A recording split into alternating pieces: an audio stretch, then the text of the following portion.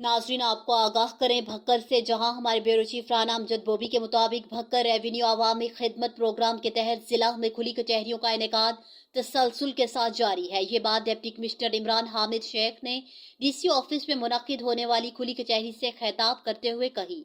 उन्होंने कहा कि रेवेन्यू से मुतल्लिका अमूर के हल के लिए जिला के आवाम को भरपूर रिलीफ फराहम किया जाएगा।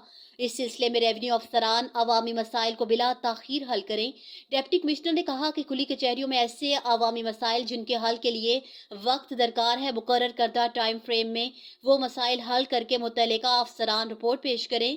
खुली कचहरियों का इनेकाद को बामकसद बनाने और लोगों के मसाइल को बर वक्त हल करने के लिए रेवेन्यू अफसरान की कारकर्दगी को खुद मॉनिटर करूंगा। उन्होंने मजीद कहा कि मेरा मकसद इंसानियत की खिदमत है।